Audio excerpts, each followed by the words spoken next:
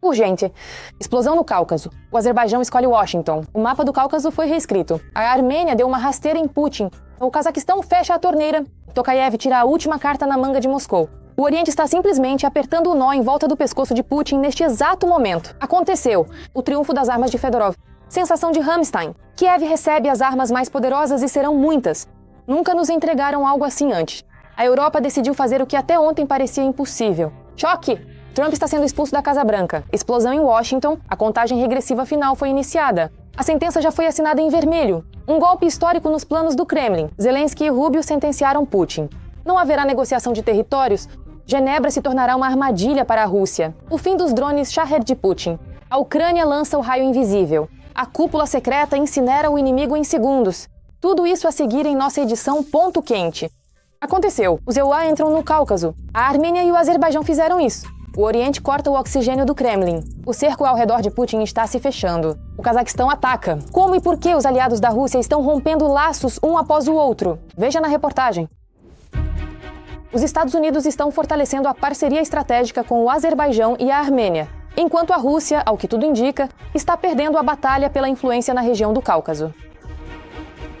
O acordo com a Armênia e a visita de Vance ao vizinho Azerbaijão no dia seguinte destacaram o acirramento da disputa geopolítica por influência na região do Cáucaso, um corredor comercial e energético vital que liga a China à Europa através da Ásia Central e que por décadas esteve sob o olhar atento de Moscou. O Azerbaijão e os Estados Unidos, como se sabe, assinaram uma carta de parceria estratégica. Já a Armênia assinou com os Estados Unidos um acordo de cooperação na área nuclear. A Turquia, que possui um pacto de defesa com o Azerbaijão, está tomando medidas para abrir sua fronteira com a Armênia, fechada desde 1993, e estabelecer relações diplomáticas pela primeira vez desde o colapso da União Soviética. A União Europeia também está fortalecendo os laços com a Armênia, que anunciou planos de buscar futuramente a adesão à UE, apesar de atualmente fazer parte de um bloco aduaneiro liderado pela Rússia. Bom, o que dizer?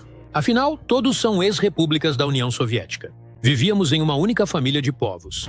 A Rússia também está perdendo inexoravelmente sua influência no Cazaquistão? O Cazaquistão está bloqueando a capacidade dos russos de lavar dinheiro e burlar as sanções. Desenvolvimento profissional contínuo. Na verdade, o presidente do Cazaquistão, Kassym-Jomart Tokayev, anunciou que aproximadamente 14 bilhões de dólares foram lavados do país vizinho por meio de um dos bancos do Cazaquistão. Embora Tokayev não tenha mencionado diretamente a Rússia, o Kremlin claramente entendeu a qual país o chefe do Cazaquistão se referia. A Rússia também está perdendo um de seus principais compradores de armas e aliados na Ásia. O Vietnã é um dos maiores e mais tradicionais compradores de armas russas na Ásia, mas agora está se voltando cada vez mais para os fabricantes ocidentais. Um sinal importante dessa mudança foram as negociações com a França sobre o fornecimento de caças Rafale. A China também está cada vez mais decepcionada com as ações da Rússia, mas continua apoiando o Kremlin, em particular porque o enfraquecimento da Rússia pela guerra é muito vantajoso para Pequim. Portanto, dizer que a China é, assim, um aliado sem levar em conta todos os documentos estratégicos, bem, provavelmente não é o caso. Porque a China, na verdade, está interessada no enfraquecimento da Federação Russa.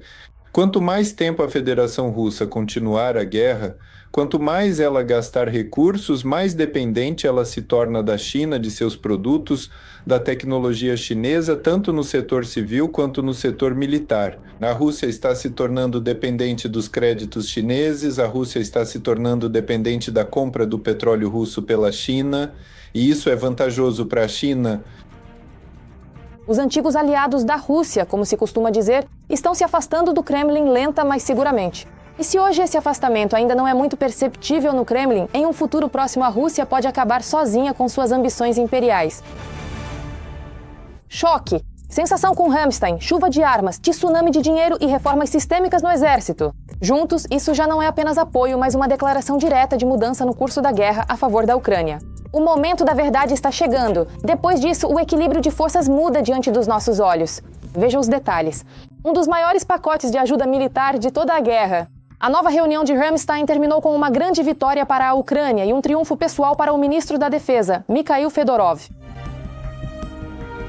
Assim, como resultado do encontro, os parceiros confirmaram a destinação de 38 bilhões de dólares em ajuda militar para a Ucrânia.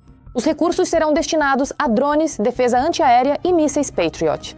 É importante que o formato Ramstein tenha sido mantido, apesar da mudança de abordagem nos Estados Unidos, quando a administração de Donald Trump passou a apostar na venda de armas. O atual formato de reuniões de Ramstein continua sendo um dos fundamentais e principais mecanismos estratégicos que permitem planejar, em uma perspectiva de médio prazo, a aquisição e o fornecimento de novos armamentos para um período de vários meses no futuro.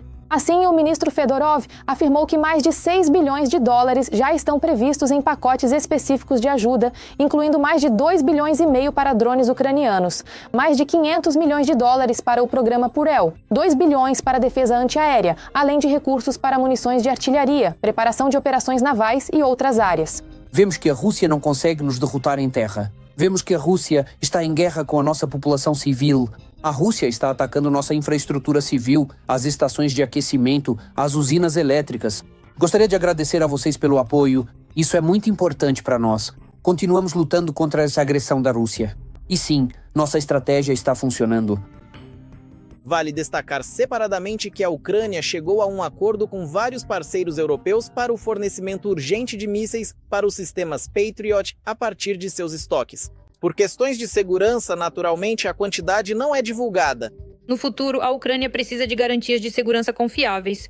Tenho absoluta certeza de que o fluxo de armamentos americanos vitais para a Ucrânia continuará. Como já mencionei, cerca de 90% das necessidades críticas da Ucrânia em defesa aérea dependem dos sistemas de mísseis Patriot.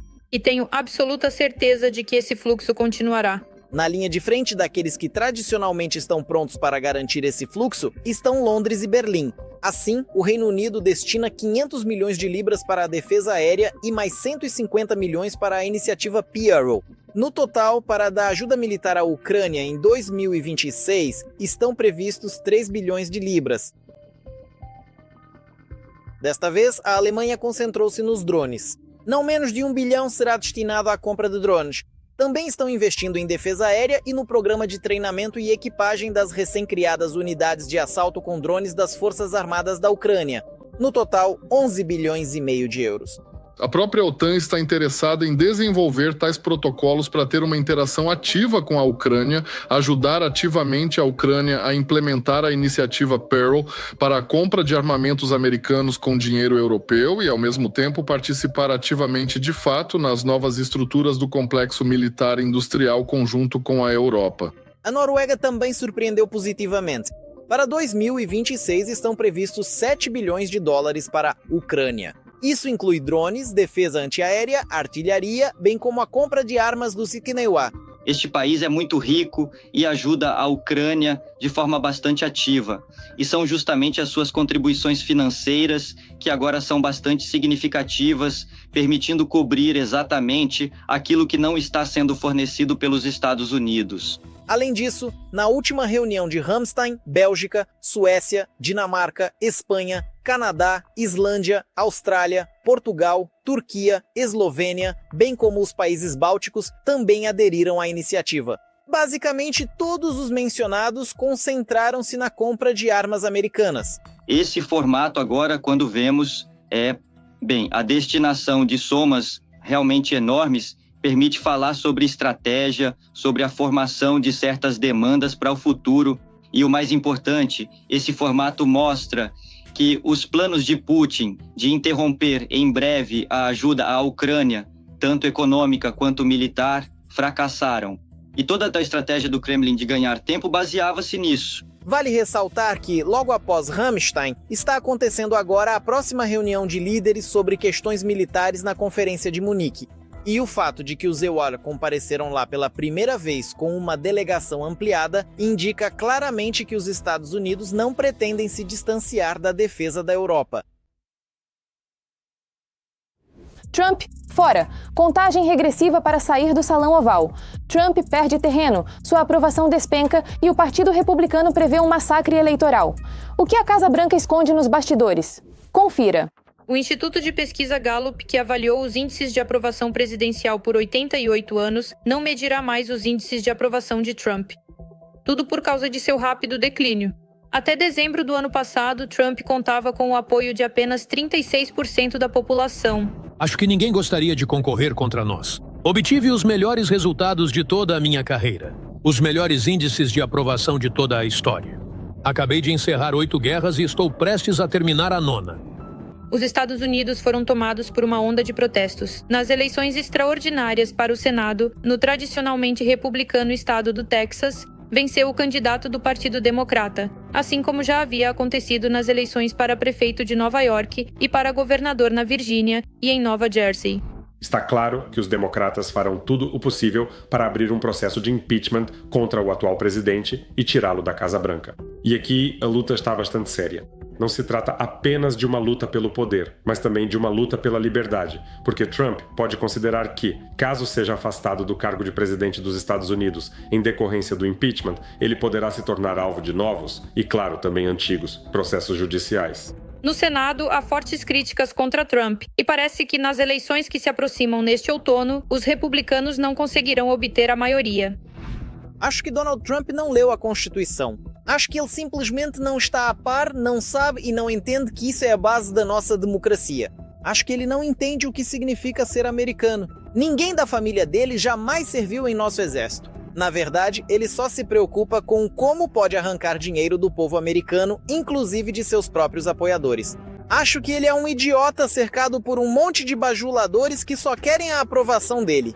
Mas até mesmo senadores republicanos se manifestam contra Trump, propondo projetos de lei para proibir guerras tarifárias com o Canadá e reivindicações sobre a Groenlândia e outros territórios de países aliados. Essa lei de fato reconhece e enfatiza o papel que desempenhamos como país da OTAN, cooperando com nossos aliados e garantindo que não agiremos contra eles nem gastaremos recursos com isso. É uma mensagem muito clara e direta. E, para ser sincera, nunca pensei que teria que escrevê-la e apresentá-la ao Congresso. Na Europa, também há manifestações ativas contra Trump, como, por exemplo, o presidente da França, que pede uma resposta simétrica à pressão do presidente americano. Estados Unidos é um estado consolidado que gradualmente se afasta de seus aliados e das regras internacionais que eles mesmos promoveram. Rejeitamos o novo colonialismo e imperialismo. Somos contra a dependência vassala e o derrotismo. Já o primeiro-ministro da Bélgica declarou abertamente que Trump não representa os Estados Unidos e será presidente apenas por alguns anos. Só precisamos esperar. É preciso olhar além de um único mandato presidencial. Não podemos, e eu não quero romper completamente os laços com os Remos só porque há uma certa pessoa na Casa Branca que diz coisas que nos magoam, que tocam em nossos pontos sensíveis, que nos humilham. Trump diz coisas repugnantes, ele faz coisas repugnantes. Mas dizer agora que vamos abandonar os EUA seria uma tolice. Mas precisamos buscar autonomia. A popularidade de Trump está caindo, inclusive porque parece que ele mente sobre sua saúde. Cada vez mais aparecem vídeos em que Trump tem ataques estranhos. Além disso, surgem hematomas em seu corpo e ele desaparece periodicamente.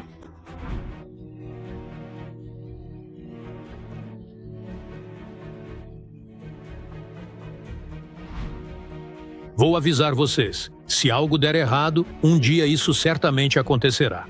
Isso vai acontecer com todos nós. Mas agora, acho que estou até mais perspicaz do que há 25 anos. Aliás, fiz um exame médico e tirei só notas máximas.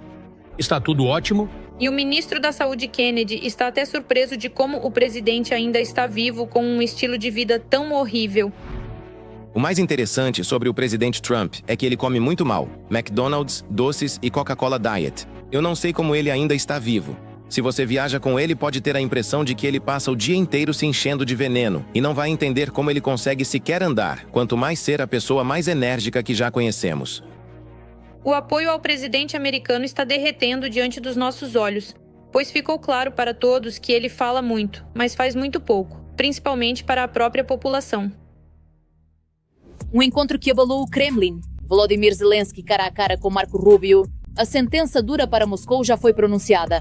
Os EU declaram abertamente: chegou a hora de pressionar o agressor em nome da paz. Confira todos os detalhes explosivos e as decisões de bastidores. Um mundo sem regras é exatamente com essa formulação que se abre a 62ª Conferência de Segurança em Munique. Mais de 50 líderes, centenas de ministros, diplomatas e estrategistas discutem durante 3 dias não apenas a segurança, mas o seu desaparecimento.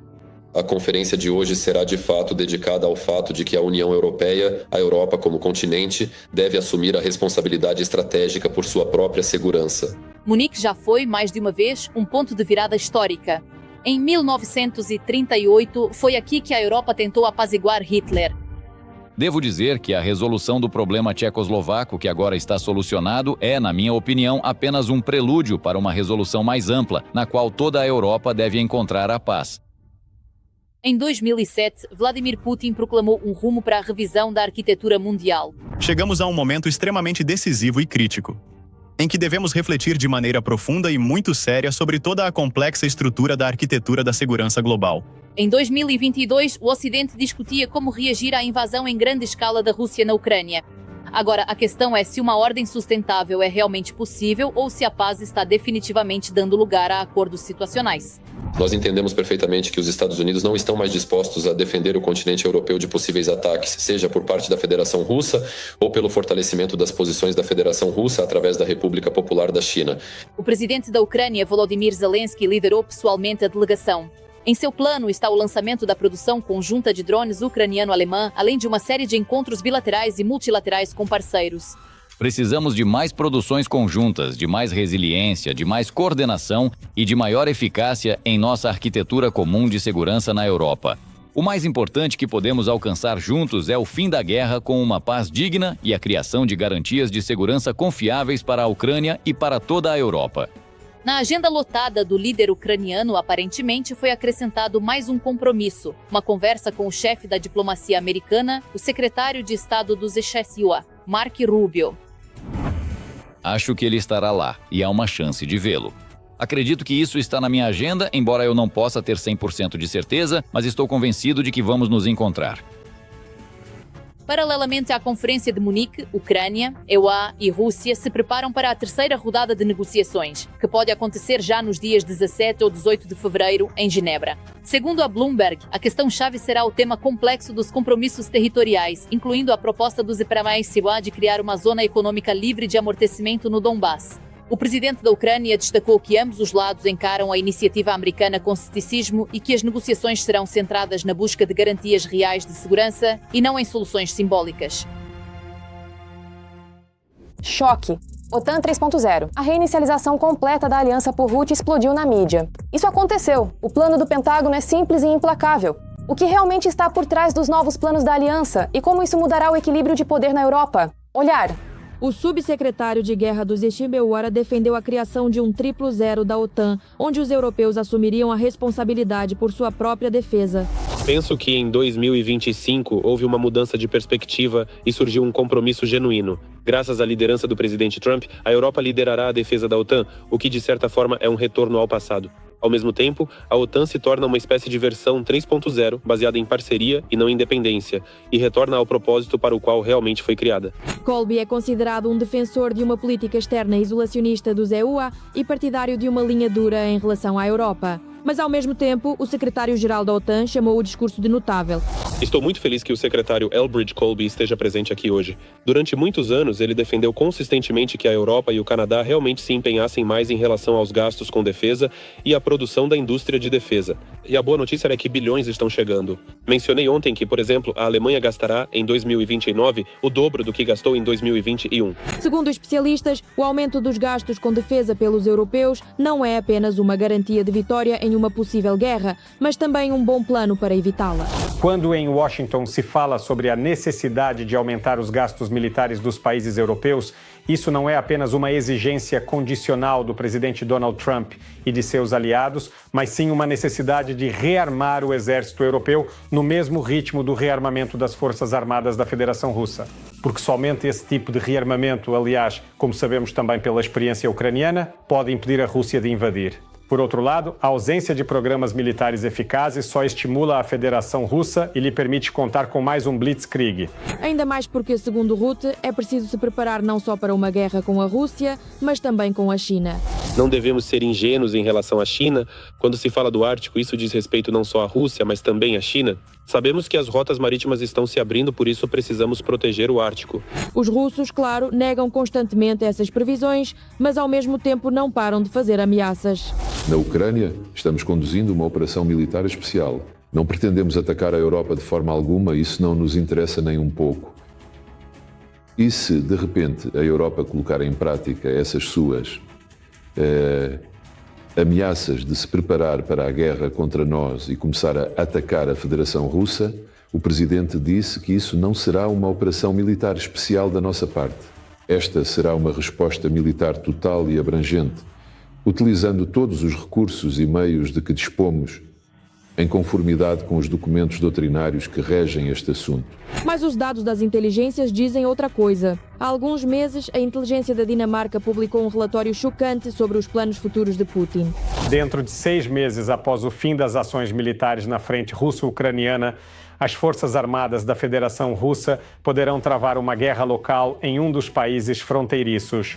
Aproximadamente em 2 anos, a Rússia representará uma ameaça real para alguns ou até vários países da OTAN e, assim, estará pronta para uma guerra regional contra vários países ao mesmo tempo na região do Mar Báltico. E, por fim, dentro de 5 anos, a OTAN deve estar preparada para uma guerra em grande escala no continente europeu, na qual os Estados Unidos podem não intervir. O fato de que os europeus finalmente acordaram e começaram a perceber adequadamente as ameaças externas é realmente animador. Resta apenas esperar para ver se a Rússia vai decidir colocar seus planos em prática. Urgente, fim aos Shahed. A Ucrânia está criando uma cúpula antidrones invencível e armas a laser, em apenas alguns segundos. Como os novos sistemas de defesa antiaérea vão destruir enxames de drones inimigos e mudar as regras do jogo na linha de frente? Configuração das unidades, tecnologias secretas, prazos de lançamento. Confira agora. No dia 10 de fevereiro, a internet foi abalada pela notícia. A Ucrânia terá seu próprio domo de ferro. A revista Atlantic relata que a Ucrânia criou uma arma a laser contra drones. O sistema Sunray é um protótipo de arma a laser capaz de derrubar drones silenciosamente à distância. Visualmente, o sistema Sunray lembra um telescópio amador com câmeras e pode ser instalado no teto de uma caminhonete comum. A arma funciona de forma silenciosa e não emite luz visível. Durante a demonstração, o laser incendiou o drone em questão de segundos, fazendo com que ele caísse no chão.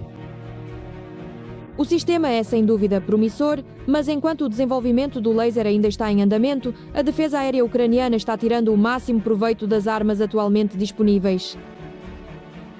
Veja, até agora nossas forças aéreas relatam que em caso de ataque massivo, mais de 90% dos drones russos de todos os tipos são destruídos. Shaheds, Gerans, Metalmassy e outras porcarias. Relâmpagos.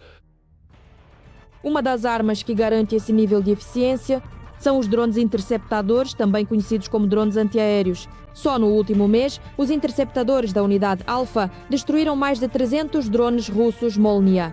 E o uso deles está sendo ampliado ao máximo. Analistas dizem que o objetivo é fazer com que o número de interceptações de alvos do tipo drone chegue a 80-90% de todos os alvos destruídos.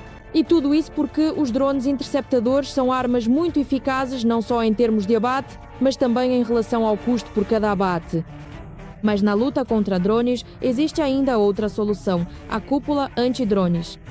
Segundo o ministro da Defesa da Ucrânia, o principal objetivo dela é eliminar a ameaça ainda durante a aproximação. E para isso, a Ucrânia precisa aprimorar o sistema de detecção de alvos aéreos. É exatamente nisso que estamos trabalhando. As nossas próprias Forças Armadas brasileiras, ou já durante o período do verão do ano passado, efetuaram a compra de novos equipamentos. Estamos falando de uma quantidade realmente muito expressiva, que chega a envolver centenas de sensores diferentes. Ou seja, tratam-se de estações que estão montadas em reboques e que combinam tecnologia de radar, um avançado sistema optoeletrônico de alta precisão e também um sistema infravermelho. Assim, essas estações, por exemplo, são capazes de detectar um alvo por radar e imediatamente transmitir os dados para o grupo móvel mais próximo, para que ele possa usar armas de forma eficaz contra esse alvo. E esse processo é contínuo. Por isso, as Forças Armadas da Ucrânia estão recebendo cada vez mais novos equipamentos, como, por exemplo, o complexo de radar Lanza LTR-25, que está sendo fornecido à Ucrânia pela Espanha. Este sistema é capaz de detectar alvos a longas distâncias e identificar objetos de baixa visibilidade, como drones Shahed e mísseis voando a baixas altitudes. Mas vamos voltar ao domo antidrones. Segundo especialistas, ele neutraliza a ameaça dos drones e a Rússia em breve abandonará a tática de enxames de drones. Acho que quando o domo antidrones realmente entrar em funcionamento, independentemente das condições climáticas, a taxa de abate será tão alta que não valerá mais a pena para os russos continuarem com essa prática. É isso. Claro, eles não vão abandonar essa tática imediatamente, mas Como não estão aumentando a produção de drones, fica claro que estão em uma situação de crise, sem saber se vale ou não a pena continuar investindo nessa tecnologia. É isso. Ou seja, eles entenderam que não vale a pena expandir, porque já está ficando caro demais. Se de 100 drones lançados, 95 são abatidos, ou 93, 92 são derrubados. No entanto, para aperfeiçoar a defesa antiaérea, não basta apenas reforçá-la com armamentos, é preciso também mudar o princípio de seu funcionamento. E isso é algo que a Ucrânia entende perfeitamente. Por isso, o presidente Zelensky já anunciou uma reestruturação de como funcionam as equipes de defesa antiaérea. Em algumas regiões, está sendo praticamente totalmente reestruturada a forma como atuam as equipes. Interceptadores, grupos móveis de fogo, todo o componente da defesa antiaérea de curto alcance. Sobre o que exatamente se trata, ainda não foi divulgado, mas um dos possíveis pontos é o envolvimento ativo das unidades das forças terrestres da Ucrânia no trabalho da defesa antiaérea. E já existem até exemplos disso. Na noite de 3 de fevereiro, durante um ataque massivo da Rússia, as unidades de defesa antiaérea do 3º Corpo de Exército derrubaram 33 drones russos que estavam voando para atacar cidades ucranianas pacíficas. Está em ação um sistema escalonado de defesa que foi implantado pelo Corpo, brigadas e unidades para proteger nossas tropas na linha de frente. Ao mesmo tempo, os combatentes do 3º Corpo mantêm a primeira linha de defesa do país no céu e destroem os drones que a Rússia envia para atacar toda a Ucrânia. Hoje, a defesa antiaérea das forças terrestres é o primeiro escalão de proteção do céu ucraniano. Este escalão inclui sistemas de mísseis antiaéreos de curto alcance, grupos móveis de fogo, equipes de interceptadores e artilharia antiaérea. A principal característica, na verdade, é que simplesmente temos um calibre pequeno dos meios de destruição, consequentemente, uma área de alcance reduzida e, portanto, um número limitado de alvos que podemos atingir. Mas, por outro lado, isso também traz vantagens. Nossas equipes, nossas unidades são ágeis, móveis e utilizam radares de nível tático. Por isso, nos esforçamos ao máximo para destruir o inimigo aéreo que entra em nossa zona de responsabilidade. Se esse processo for ampliado e a interação entre diferentes ramos das Forças Armadas for ajustada, a defesa antiaérea ucraniana se tornará várias vezes mais eficaz. Tudo será unificado. Ou seja, a destruição dos drones começará a partir da linha de contato de combate. E todos vão participar. Ou seja, haverá interação entre todos os tipos das Forças Armadas, entre as forças terrestres, a aviação, a defesa antiaérea, a defesa local, a TRO. Ou seja, tudo isso estará dentro de um mesmo sistema. O mais importante é criar um sistema automatizado interforças que irá distribuir os alvos de forma rápida, confiável, praticamente em tempo real. Segundo o comandante-chefe das Forças Armadas da Ucrânia, Alexander Syrskyi, o processo já foi iniciado e começa a redistribuição de funções. Está planejada a redistribuição de funções entre as tropas de mísseis antiaéreos e um novo ramo das Forças Armadas, que será responsável pela proteção de objetos importantes. Tudo isso significa que a Ucrânia está construindo não apenas uma defesa, mas um sistema multinível que torna o nosso céu cada vez menos acessível para o inimigo. É isso por hoje. E para mais notícias quentes da linha de frente, assista à próxima edição.